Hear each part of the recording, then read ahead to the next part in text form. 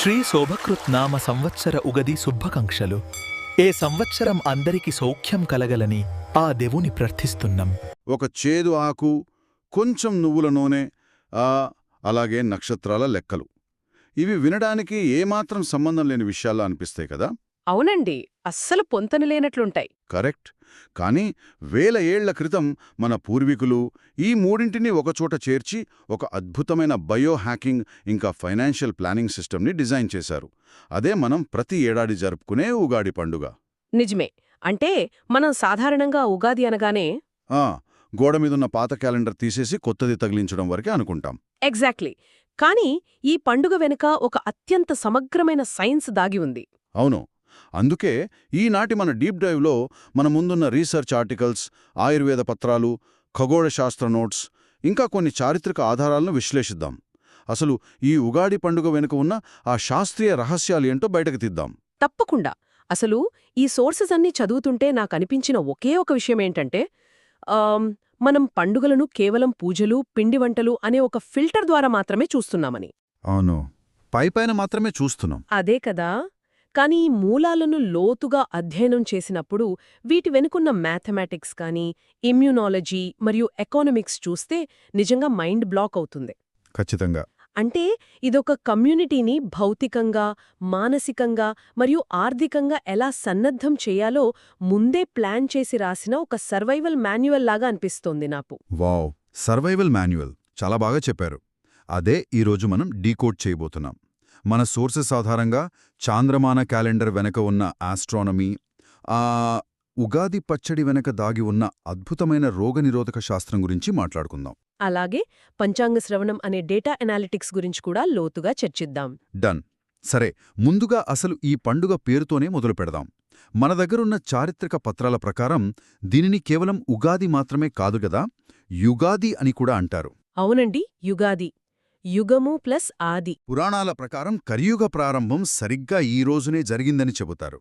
కానీ దానికి మించి అసలు ఈ చాంద్రమానం అనే కాన్సెప్ట్ గురించి మనం మాట్లాడుకోవాలి. చంద్రుని గమనాన్ని బట్టి ఉండే క్యాలెండర్. అవును, చంద్రుని గమనాన్ని బట్టి సంవత్సరాన్ని లెక్కించడం అనేది నాకొక చిన్న సందేహాన్ని కలిగిస్తోంది. ఎలాంటి సందేహం అంటారు? అంటే ఇప్పుడు మనం వాడే జనవరి 1 అనేది సౌరమానం మీద ఆధారపడి ఉంటుంది. సూర్యుడు చుట్టూ భూమి తిరగడానికి పట్టే ఖచ్చితమైన సమయం 365 పావురోజులు. అవును, అది మారని లెక్క. అంతేగదా. కానీ చంద్రుడి లెక్కలు కొంచెం అస్థిరంగా ఉంటాయి గదా. అంటే నెలలో ఒకరోజు తక్కువ రావడం, ఎప్పుడో ఒకసారి అధిక మాసం రావడం. కరెక్ట్. ఇదంతా చూస్తుంటే ఒక ఫిక్స్డ్ డేట్ కాకుండా ఇలా చంద్రుడి మీదెందుకు ఆధారపడ్డారో అని మీ డౌట్. అవునండి, ఇది కొంచెం కన్ఫ్యూజింగ్గా ఉండదా? పైకి చూస్తే కన్ఫ్యూజింగ్గానే అనిపిస్తుంది. కానీ మన ముందున్న ఆస్ట్రోనామీ నోట్స్ పరిశీలిస్తే దీని వెనుక ఒక బ్రిలియంట్ లాజిక్ ఉందండి. ఓహో, ఏంటది? సౌరమానం అనేదే వాతావరణ ఋతువులను ఖచ్చితంగా కొలవడానికి బాగా ఉపయోగపడుతుంది. కాని మనిషి యొక్క జీవక్రియలు, అంటే మన బయోలాజికల్ రిథమ్స్, మన శరీరంలో జరిగే మార్పులు సూర్యుడు కంటే కూడా చంద్రుడి గురుత్వాకర్షణ శక్తితో ఎక్కువగా ముడిపడి ఉంటాయి. అబ్బా, అంటే మనం చంద్రుడికి సింక్ అయి ఉన్నామంటారా? ఖచ్చితంగా. సముద్రంలో అలలు చంద్రుడి వల్లే ఎలా ఎగసిపడతాయో ఆలోచించండి. 70% నీటితో నిండి ఉన్న మానవ శరీరంపై కూడా ఆ చంద్రుడి దశల ప్రభావం ప్రత్యక్షంగా ఉంటుంది కదా. నిజమే. మన పూర్వీకులు ఈ బయోలాజికల్ సింక్ను గుర్తించారు. అందుకే కేవలం ఋతువులనే కాదు, మనిషి మానసిక, శారీరక స్థితులను కూడా క్యాలిక్యులేట్ చేయడానికి చంద్రమానాన్నించుకున్నారు. ఆహా, అంటే మన జనవరి 1వ తేదీ అనేది కేవలం ఒక పేపర్ మీద మారే మ్యాథమెటికల్ నంబర్ మాత్రమే అనమాట. ఆ రోజు రాత్రి 12 గంటలకు ప్రకృతిలో ఎలాంటి మార్పు ఉండదు కదా. అస్సలు ఉండదు. చలికాలం మధ్యలో సడన్గా ఇయర్ మారిపోతుందంతే. కరెక్ట్. కానీ చాంద్రమానం అనేది ఒక న్యాచురల్ కాస్మిక్ క్లాక్ లాగా పనిచేస్తుందన్నమాట. ఎగ్జాక్ట్లీ. దీన్ని కాస్మిక్ క్లాక్ అనడం చాలా సరైన పదం. మన మూలాల ప్రకారం ఈ చాంద్రమానంలో చైత్రమాసం అనేది మొట్టమొదటి మాసం. అవును, అందులో చైత్రశుద్ధ పాడ్యమి రోజే ఉగాది వస్తుంది కదా. అవునండి. ఖగోళశాస్త్రం ప్రకారం ఇది వసంత విషువత్తుకు, అంటే స్ప్రింగ్ ఈక్వినాక్స్కు అత్యంత దగ్గరగా ఉండే సమయం. అంటే పగలు రాత్రి సమానంగా ఉండి. అవును, చలికాలం పూర్తిగా వెళ్ళిపోయి భూమి మీద ఉష్ణోగ్రతలు మారడం మొదలవుతాయి. చెట్లు పాత ఆకులు రాల్చి కొత్తగా చిగురిస్తాయి. ఒక రకంగా రీస్టార్ట్ అన్నమాట. అంతే కదా.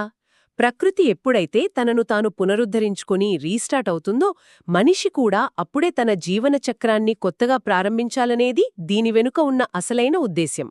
అబ్బా, అంటే మనం విశ్వం యొక్క రిథంతో సింక్ అవుతున్నామన్నమాట. ఇది అద్భుతం అండి. నిజంగానే. సరే, ఇప్పుడు ఈ ప్రకృతికి తగ్గట్టుగా మనల్ని మనం ఎలా మార్చుకోవాలో చూద్దాం. మన దగ్గరున్న ఆయుర్వేద పత్రాలు, మూలాలలో ఈ ఉగాది నాటి ఉదయం ఆచారాల గురించి చాలా కఠినమైన నియమాలున్నాయి. ఆ బ్రహ్మ ముహూర్తంలో నిద్రలేవడం కదా. అవును.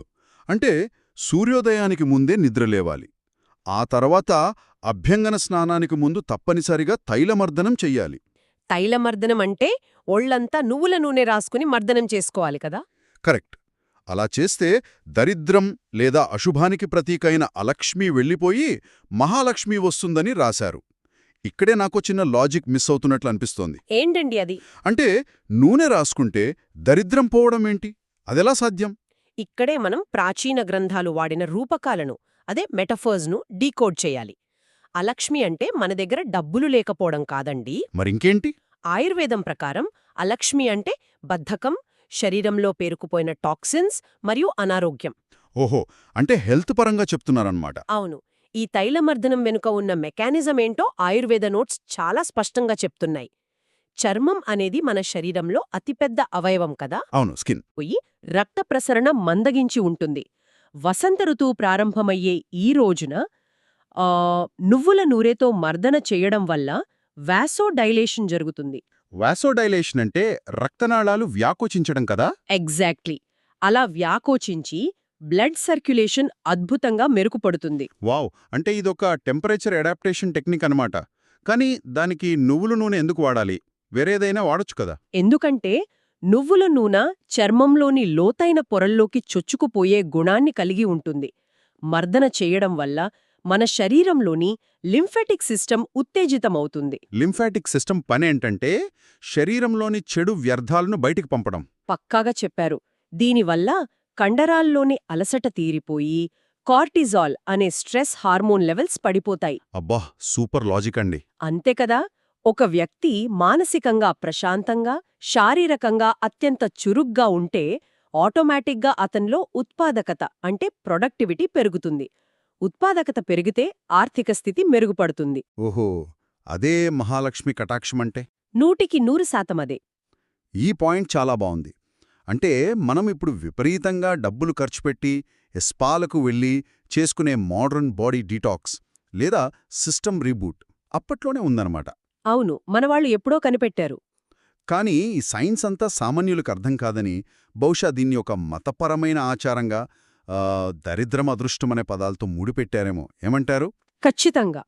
ప్రాచీన కాలంలో మనకి ఇప్పుడున్నట్లు పబ్లిక్ హెల్త్ సిస్టమ్స్ వేరుగా లేవు కదా. ఒక ఆరోగ్య సూత్రాన్ని అందరూ పాటించాలంటే దాన్ని భయం లేదా భక్తితో ముడిపెట్టడమే సులువైన మార్గం. అందుకే దాన్ని పండుగ ఆచారంగా మార్చేశారు. సరే, బాహ్యశుద్ధి పూర్తి అయింది. శరీరాన్ని బయట నుండి నూనెతో క్లీన్ చేశాం, బాగానే ఉంది. కానీ వాతావరణం మారినప్పుడు అసలు ముప్పు లోపల నుండే వస్తుంది కదా. వస్తుంది. ఇంటర్నల్ హెల్త్ చాలా ముఖ్యం. ఈ టాపిక్ పైనే మన దగ్గరున్న ఇమ్యూనాలజీ సోర్సెస్ని చూస్తే నాకు చాలా ఆశ్చర్యం వేసింది. పండుగ అనగానే మనం ముందుగా స్వీట్స్ తింటాం మామూలుగా. అవును, పాయసం, భక్ష్యాలు ఇవే కదా. కానీ ఉగాది రోజు ఉదయాన్నే సూర్యుడు రాకముందే పరగడుపున అత్యంత చేదుగా ఉండే వేప పువ్వుతో చేసిన పచ్చడిని దేవుడికి నివేదించి స్వీకరించాలని రూల్ పెట్టారు. దీని వెనుకున్న సైన్స్ ఏంటి? ఇది బహుశా మన పూర్వీకులు డిజైన్ చేసిన అత్యంత పవర్ఫుల్ బయోకెమికల్ కాంపౌండ్ అని చెప్పొచ్చండి. బయోకెమికల్ కాంపౌండ్ అంత పవర్ఫులా? అవును. మన దగ్గరున్న మెడికల్ నోట్స్ గమనిస్తే ఉగాది పచ్చడి తయారీలో 6 రుచులు ఉన్నప్పటికీ అందులో ప్రధానంగా 4 పదార్థాల కలయిక చాలా ముఖ్యం. ఆ 4 ఏంటి? అవి వేప పువ్వు, బెల్లం, కొత్త చింతపండు రసం మరియు ఆవు నెయ్యి. నెయ్యి కూడానా? సరే, దాని గురించి తర్వాత అడుగుతాను. ముందు వేప పువ్వు గురించి చెప్పండి. మూలాలలో దీనికి వాడిన పదం శతాయుర్వజ్రదేహాయ. అంటే దీని స్వీకరించడం వల్ల 100 సంవత్సరాల పాటు వజ్రం లాంటి కఠినమైన ఆరోగ్యకరమైన దేహం సిద్ధిస్తుందని అర్థం. అబ్బా, అంటే మన డాక్టర్లు సీజనల్ ఫ్లూ రాకముందే వ్యాక్సిన్ ఇస్తారు కదా. ఇది వింటుంటే ఈ ఉగాది పచ్చడి కూడా అచ్చం అలాంటి పనే చేస్తుందనిపిస్తుంది. ఇదొక ఇమ్యూనిటీ బూస్టర్ షాట్ అనుకోవచ్చా మనం? అవునండి, ఇదొక న్యాచురల్ ఓరల్ వ్యాక్సిన్ అని ఖచ్చితంగా చెప్పొచ్చు. దీని మెకానిజం వింటే మీరు ఆశ్చర్యపోతారు. చెప్పండి. చలికాలం నుంచి ఎండాకాలానికి మారే ఈ సంధికాలంలోనే వాతావరణంలో ఉష్ణోగ్రతలు అమాంతం మారతాయి. ఇలాంటి వాతావరణం అంటే బ్యాక్టీరియాలకు, వైరస్లకు పండుగ. అవును, ఇన్ఫెక్షన్స్ త్వరగా వస్తాయి కదా. కరెక్ట్. చర్మ వ్యాధులు, కలరా, మశూచి లాంటి అంటువ్యాధులు సరిగ్గా ఈ సీజన్లోనే విజృంభిస్తాయి. ఆ సమయంలో వాటిని ఎదుర్కోవాలంటే మన రోగనిరోధక వ్యవస్థ అత్యున్నత స్థాయిలో ఉండాలి. అందుకోసమే ఈ వేపపు వాడారంటారా? ఖచ్చితంగా. వేపలో నింబిన్ అనే అత్యంత శక్తివంతమైన యాంటీవైరల్, యాంటీఫంగల్ కాంపౌండ్స్ ఉంటాయి. ఓహో, ఈ పేర్లు నేనెప్పుడు వినలేదు. ఇవి నేరుగా మన కడుపులోకి వెళ్లి గట్ మైక్రోబయోమ్లో ఉండే చెడు బ్యాక్టీరియాను నాశనం చేస్తాయి. కానీ ఇక్కడో సమస్య ఉందండి. సమస్య ఏంటి? చేదుగా ఉండటమా? అది ఒకటే కాదు. వేప పువ్వు కేవలం చేదుగానే కాదు, అది అరుగుదలకు చాలా కష్టం. పైగా శరీరంలో విపరీతమైన వేడిని పుట్టిస్తుంది. ఓ, మరి దాన్ని బ్యాలెన్స్ చేయడానికి ఏం చేశారు? అక్కడే మన వాళ్ల తెలివితేటలున్నాయి. ఆ చేదును, వేడిని బ్యాలెన్స్ చేయడానికి బెల్లం వాడారు. అద్భుతం. బెల్లంలో ఐరన్ ఉంటుంది. ఇది రక్తహీనతను తగ్గిస్తుంది. దానికి తోడు కొత్త చింతపండు.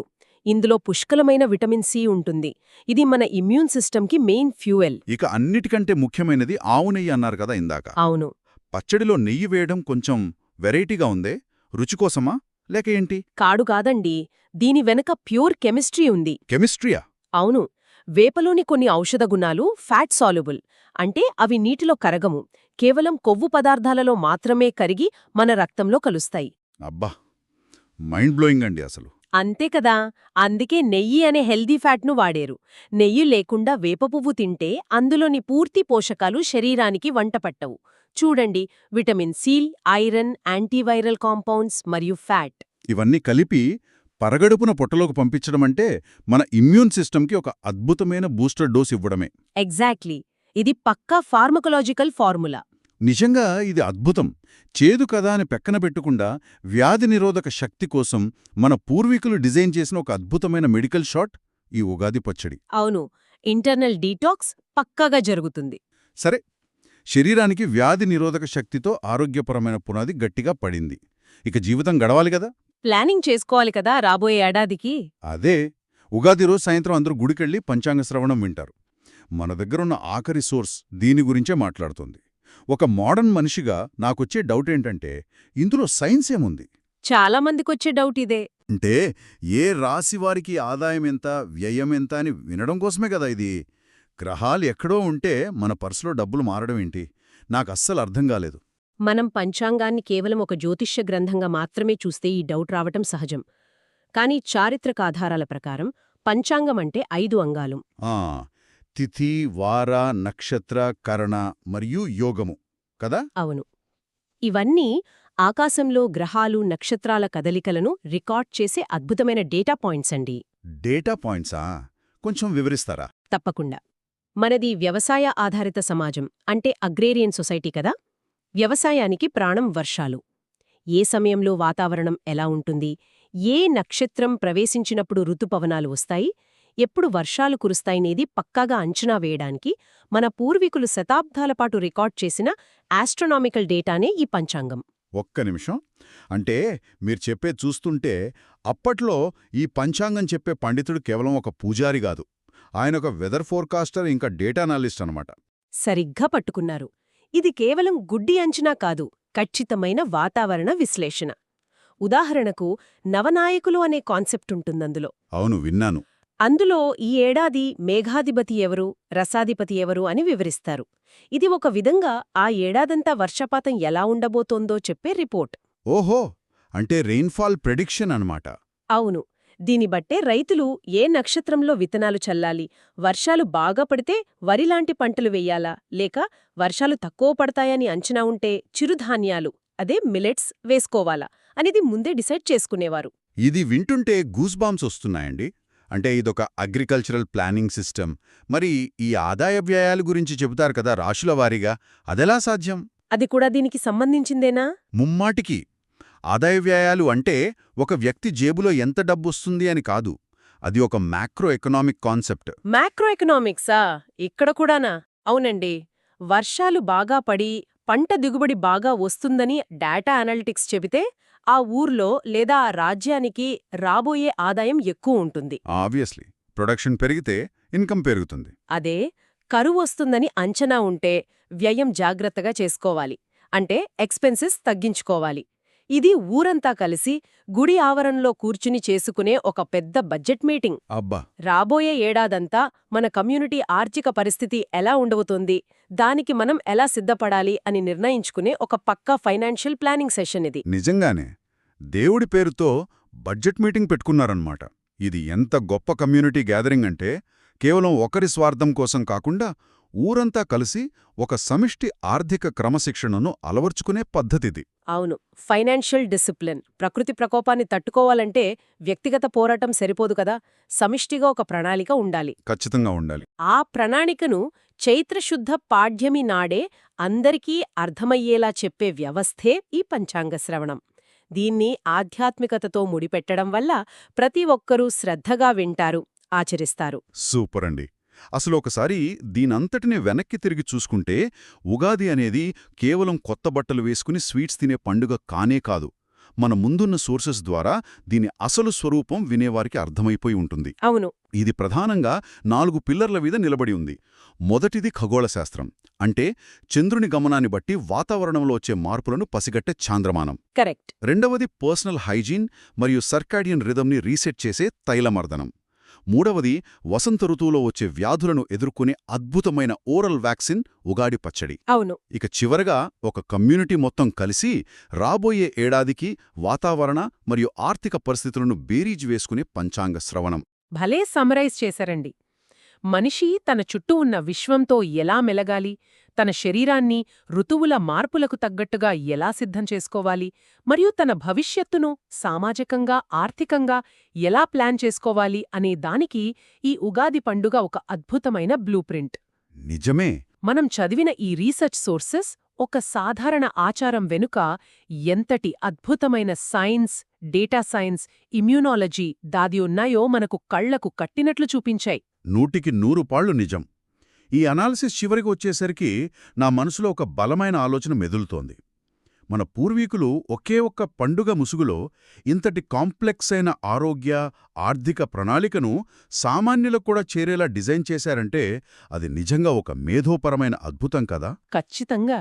ఈ ప్రశ్న వినేవారందరినీ ఆలోచనలో పడేస్తోందనుకుంటున్నాను. ఉదయం నిద్రలేచినప్పటి నుండి రాత్రి పడుకునే వరకు మనం రోబోలా ఏమీ ఆలోచించకుండా ఫాలో అయిపోతున్న రోజువారీ ఆచారాల వెనుక ఇంకెంత లాజిక్, ఇంకెంత సైన్స్ ఉందో కదా. మనం ఏ రోజైనా వాటి వెనుకున్న అసలు కారణాన్ని ప్రశ్నించామా? అదైతే నిజమే. ఆలోచించాల్సిన విషయమే ఇది. కేవలం క్యాలెండర్ మార్చడం కాదు, మన ఆలోచనా విధానాన్ని, మన ఆరోగ్యాన్ని, మన ఆర్థిక క్రమశిక్షణను ప్రకృతితో మమేకమై రీబూట్ చేసుకోవటమనేది ఒక కళ. ఈ ప్రశ్నతో అందర్నీ ఆలోచనలో పడేస్తూ మన మూలాలను అన్వేషించిన ఈనాటి లోతైన విశ్లేషణను ఇక్కడితో ముగిద్దాం. మరో ఆసక్తికరమైన అంశంతో మళ్ళీ కలుద్దాం.